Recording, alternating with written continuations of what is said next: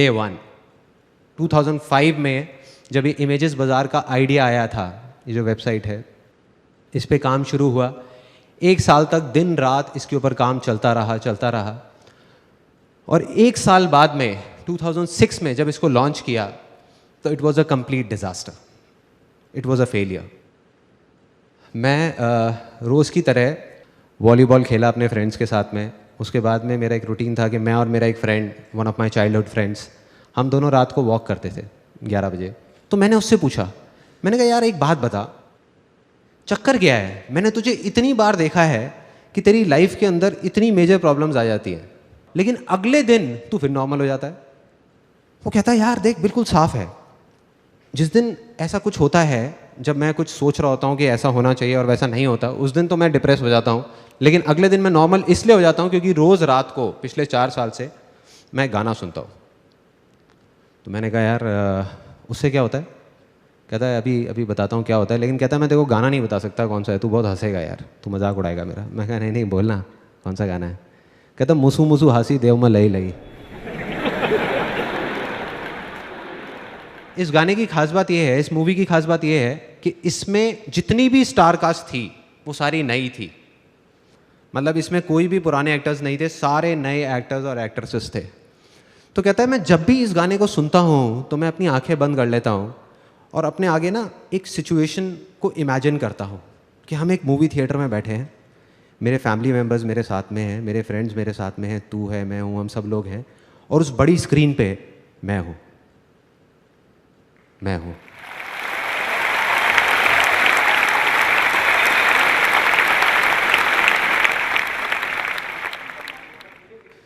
सो ये जो छोटी सी चीज़ सुनने में लग रही थी, ये मेरे को समझ आ गई थी कि कुछ बड़ा है इसके अंदर।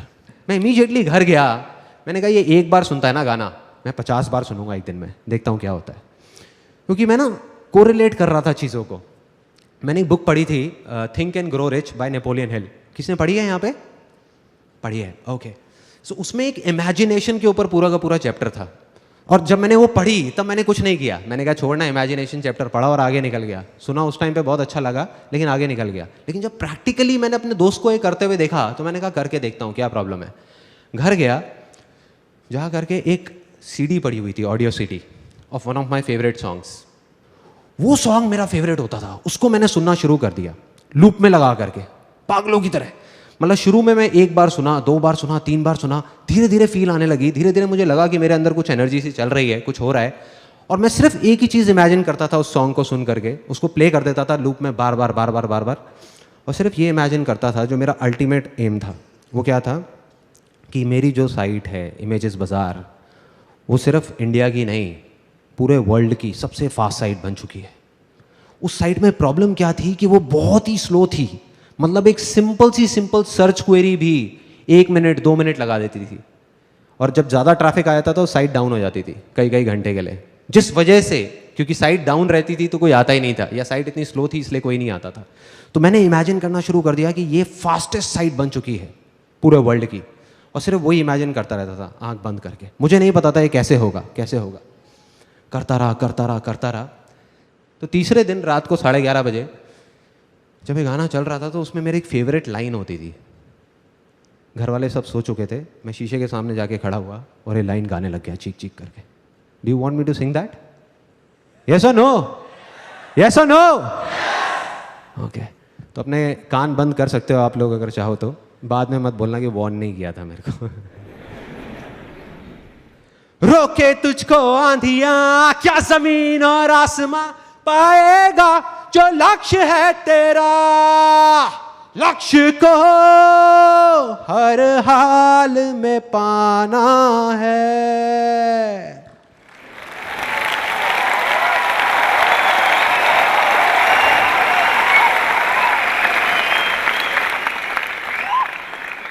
बड़ी अजीब सी लगेंगी ये बातें सुनने में, लेकिन मेरे को पता नहीं ऐसी अजीब चीज़ों में बहुत मज़ा आता है। तो ये जब किया, उधर से बाहर से मेरी मदर की आवाज़ आई, संदीप बेटे तुम अकेले नहीं रहते इस घर में। सुबह 6 बजे मेरी नींद खुली, मैंने ठान लिया, मैंने कहा अब जब तक ये साइट ठीक नहीं हो जाएगी, जब तक मुझे जवाब नहीं मिलेगा, मैं घर नहीं आऊँगा, मैं ऑफिस में बैठा रहूँगा। 8 दिन तक पागलों की तरह नेट पे बैठ करके ढूंढ रहा था, जवाब ढूंढ रहा था कि क्या होगा, कैसे होगा, क्या करूँगा, क्या नहीं। और ढूंढते ढूंढते ढूंढते ढूंढते धीरे धीरे अब मैंने प्रोग्रामिंग सीखना शुरू किया। I learn the basics of programming on my own. I learn how to read codes, I learn how to optimise search queries. आप लोग मेरे से ज़्यादा अच्छे तरीके से जानते होंगे इस बात को। डेटाबेस जो डिज़ाइन था हमारी, जो पूरा का पूरा जो पीछे का स्ट्रक्चर था, वो बिल्कुल बेकार था।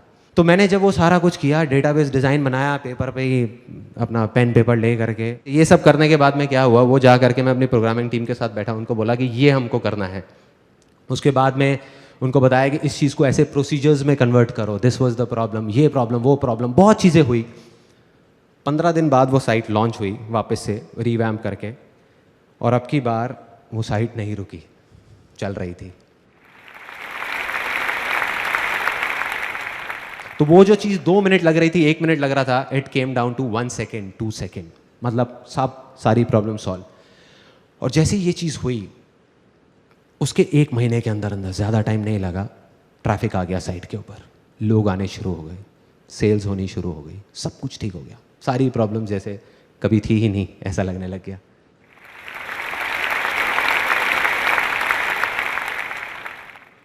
Day 2,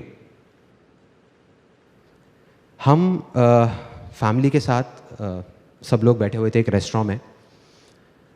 it was in the year 2007। अंदर ही अंदर कुछ चल रहा था मेरे, there was something which was going on.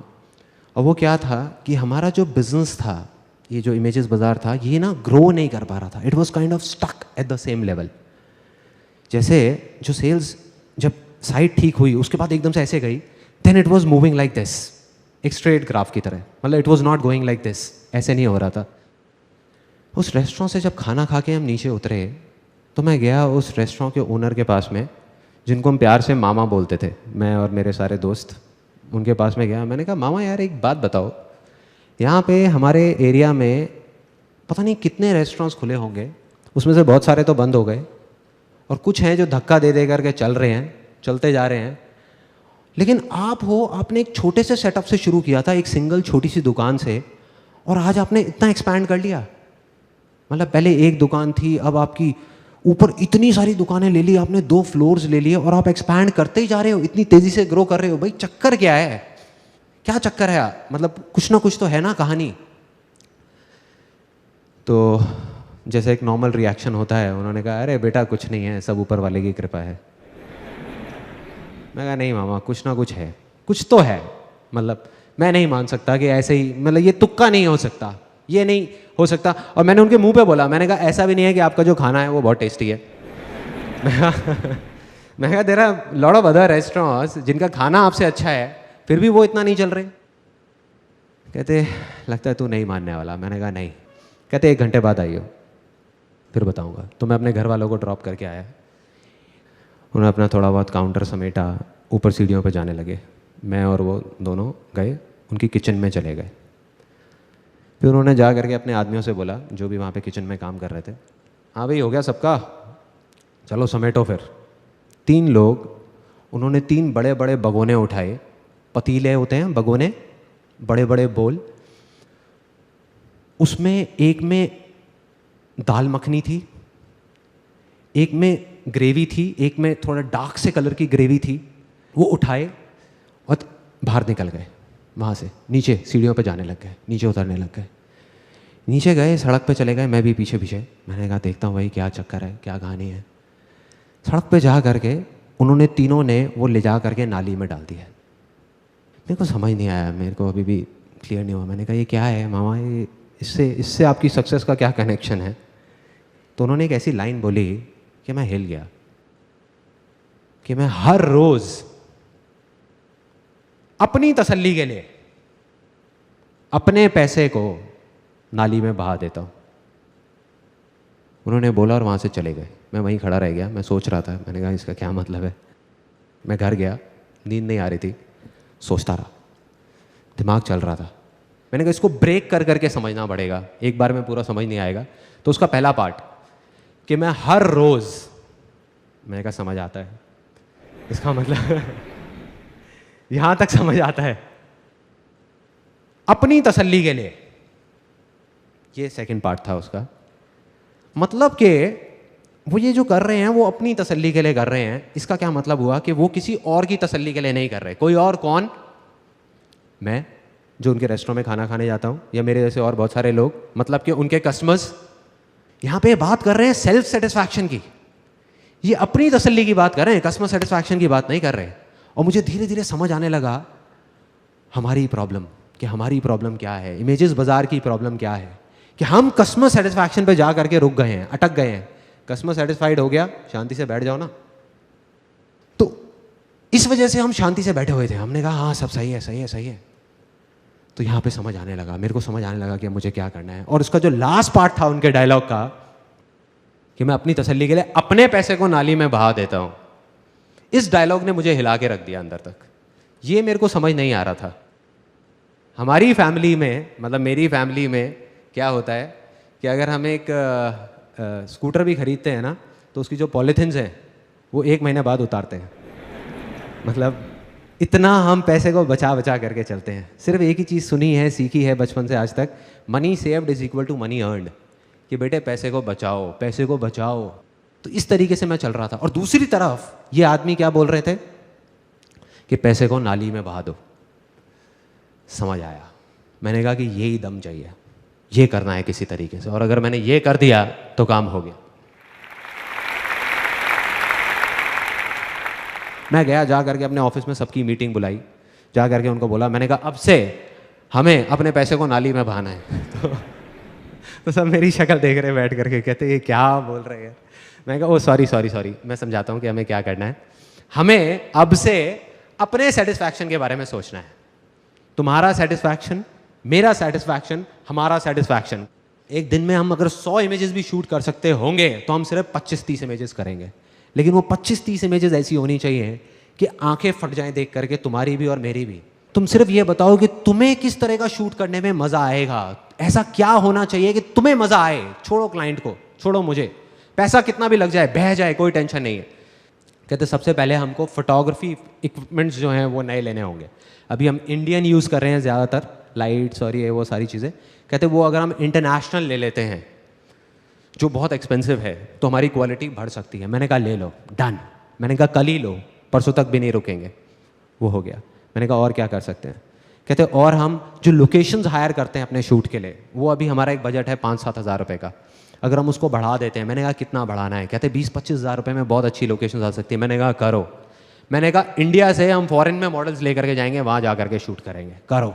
ऐसे हर चीज़ का बजट बढ़ा दिया। एक्साइटमेंट किस लेवल पे था, I can't express it in words. उस टाइम पूरी की पूरी टीम का, सबको इतना मज़ा आ रहा था। रोज़ एक ऐसा शूट निकल के आ रहा था जो पहले वाले से लाख गुना बेटर था। 2 महीने बाद पूरी की पूरी ये नई कलेक्शन हमने लॉन्च करी अपनी साइट पे, and you won't believe it, उसके 1 महीने के अंदर अंदर हमारी साइट पे, जब मैंने पीछे एनालिटिक्स से देखा, ट्रैफिक 10 गुना बढ़ गया, 10 टाइम्स इन 1 मंथ। इमेजेस बाजार बिकेगा सक्सेस। डे 3, दिमाग मेरा बन चुका था एक एंटरप्रेन्योर का। एंटरप्रेन्योर, बिल्कुल एक एंटरप्रेन्योर की तरह सोच रहा था कि ये जो हमारा बिजनेस है इमेजेस बाजार, चाहे कितना भी अच्छा हो, बट हम एक नीश सेगमेंट में ऑपरेट कर रहे हैं। So there is a limit to where we can grow. साल का अब हम 30-40% से ग्रो कर सकते हैं, बट अगर हम एक्सपोनेंशियल ग्रोथ की बात करें तो वो नहीं हो सकता। अगर मैं ये चाहूँ कि इसकी रेवेन्यूज़ को यहाँ से बढ़ा करके 10,000 करोड़ कर दूँ तो नहीं हो सकता। उसके लिए एक आइडिया आया और उस आइडिया पे काम करना मैंने शुरू किया। ऑलमोस्ट 5 महीने तक मैंने काम किया दिन रात उस आइडिया पे। I tell you that idea वो क्या था। It was very simple. Air purifiers, India में हर घर में आज की डेट में एक वाटर प्यूरीफायर है, बट एयर प्यूरीफायर का किसी ने नाम तक नहीं सुना है। On the other hand, penetration rate of air purifiers in countries like North America is more than 30%. In Japan, it's more than 17%, and it's growing like anything in all over the world. India में अभी तक एक भी ऐसा brand नहीं है, या ये कह लो कि ब्रांड रिकॉल नहीं है किसी भी ब्रांड की। So the plan was ready, business plan was ready, market research हो चुका था, marketing strategy was ready, investors were ready, and I was 110% sure कि आने वाले 10 साल के अंदर अंदर it's going to be $1 billion company in terms of valuation. दिमाग ऐसे सोच रहा था, दिल कह रहा था कि मैंने अपने आप से एक कमिटमेंट किया था जब ये कंपनी शुरू भी नहीं हुई थी इमेजेस बाजार। उससे काफ़ी साल पहले, जब मैं अराउंड 22-23 साल का था, कि अगर मैं ज़िंदगी में कभी कुछ बन गया, तब मैंने और बहुत सारे काम किए थे, बहुत प्रॉब्लम्स आ रही थी, फैमिली की कंडीशंस काफ़ी ख़राब थी। तो मैंने कहा था अपने आप से कि अगर मैं कभी कुछ बन गया ज़िंदगी में, तो मैं अपने तक नहीं रखूँगा उन सारे एक्सपीरियंसेस को, शेयर करूँगा पूरी दुनिया के साथ, वैसे लोगों के साथ जो मेरी तरह ही कुछ करना चाहते हैं। 2:30 बजे रात के, it was again a turning point of my life. वो बिज़नेस प्लान को मैंने फाड़ा, मार्केटिंग स्ट्रैटेजीज़ की पूरी फाइल बनी हुई थी उसको फाड़ा, जो इन्वेस्टर्स के सारे डॉक्यूमेंट्स थे सबको फाड़ा, ले जा करके डस्टबिन में डाला, अपना हैंडी कैम ऑन किया, मतलब मैंने अपने दिल की सुनी, दिमाग की नहीं। उस टाइम पे हैंडी कैम ऑन किया और जो मन में चल रहा था वो रिकॉर्ड कर दिया कि अब मैं ये करने वाला हूँ, वो करने वाला हूँ, मैं ये करूँगा, वो करूँगा। अगले दिन उसको एडिट करके यूट्यूब पे डाल दिया उस वीडियो को, और ऐड निकाल दी न्यूज़पेपर में, free life changing seminar by Sandeep Maheshwari. और एक ऐसी चीज़ करी जिसका मुझे कुछ नहीं पता था क्या होने वाला है, मन में डर था, बहुत कुछ था, लेकिन मैंने सिर्फ अपने दिल की सुनी, क्योंकि पूरी ज़िंदगी मैंने यही किया था। तो मैंने कहा अब मैं अपने दिमाग की नहीं सुनने वाला। और उसको करना शुरू किया। शुरू में बहुत छोटे लेवल पे, ऑफिस में ही एक छोटी सी जगह बना ली, वहाँ पे सिर्फ 20-25 लोग आते थे। मतलब कुछ था, मुझे नहीं पता था इसको करके क्या होने वाला है, पागलपन था, बेवकूफ़ी थी। ऑफिस में भी सब सोच रहे थे क्या हो रहा है, क्यों हो रहा है, घर वाले कह रहे थे क्या कर रहा है, क्यों कर रहा है, फ्री के सेमिनार्स, क्या फंडा है यार, और open to anybody and everybody, कोई भी आए, कहीं से भी आए। पहले 25 लोग आए, धीरे धीरे वर्ड ऑफ माउथ स्प्रेड हुआ। उसके बाद में 30-40 लोग आने लगे हर हफ्ते, 50 लोग आए, 100 लोग आए। उसके बाद में जगह कम पड़ने लग गई, तो हमने एक ऑडिटोरियम हायर करना शुरू कर दिया दिल्ली में। वहाँ पे हर हफ्ते के 400-500 लोग आते थे। उसके बाद में finally 20th October I conducted my last life changing seminar. और मुझे वो मोमेंट याद है जब पूरा स्टेडियम भरा हुआ था और मैं वहीं साइड में खड़े होकर के देख रहा था। It was kind of unbelievable for me. मुझे समझ नहीं आ रहा था ये हो क्या रहा है, कहाँ कहाँ से लोग आ रहे हैं, कौन कौन है, मैं किसी को जानता नहीं, पहचानता नहीं। और जब मैं वहाँ से नीचे उतरा तो लाइफ में पहली बार मैं रोया था। मेरे साथ में और हज़ारों लोग उस स्टेडियम में बैठे थे। कुछ ऐसा हुआ था उस दिन जो मैं अभी एक्सप्रेस नहीं कर सकता, मैं एक्सप्लेन नहीं कर सकता क्या था वो वर्ड्स में। लेकिन फिर भी अगर मैं कोशिश करूं एक्सप्रेस करने की, वो कुछ ऐसी है फीलिंग कि अगर अभी आप मुझे ऑप्शन दो कि या तो ये 10 प्राइवेट जेट हैं, ये मैं रख सकता हूं, या ये जो मेरी फीलिंग है, जो मैं अभी फील कर रहा हूं, या जो मैंने तब फील किया, ये सब करके जो मैं कर रहा हूं, इन दोनों में से किसी एक चीज को मैं रख सकता हूं और दूसरे को मुझे बस हटाना होगा, तो मैं एक सेकंड भी नहीं लगाऊंगा, आग लगा दूंगा 10 के 10 प्राइवेट जेट्स में। यह है मेरे लिए सक्सेस आज के टाइम में। क्योंकि ना मुझे अब जाकर के असली सक्सेस जो है उसका मतलब समझ आ गया है। वो ये नहीं है कि हम कुछ चीजें इकट्ठी करने के लिए, जैसे प्रॉपर्टी, कार, बैंक बैलेंस, कुछ चीज़ें इकट्ठी करने के लिए ज़िंदगी भर बस भागते रहें, और जो चीज़ें हमारे पास नहीं हैं उसको सोच करके हम बस रोते रहें। ये नहीं है सक्सेस, ये सिर्फ एक ढोंग है, दिखावा है और कुछ नहीं है। असली सक्सेस है जो मैंने फील करी है, जब आप कुछ ऐसा कर जाओ कि अपनी हर चीज़ गंवाने के बाद भी, हर चीज़, आप हंसते हंसते मर सको। वो है असली success. That is success for me.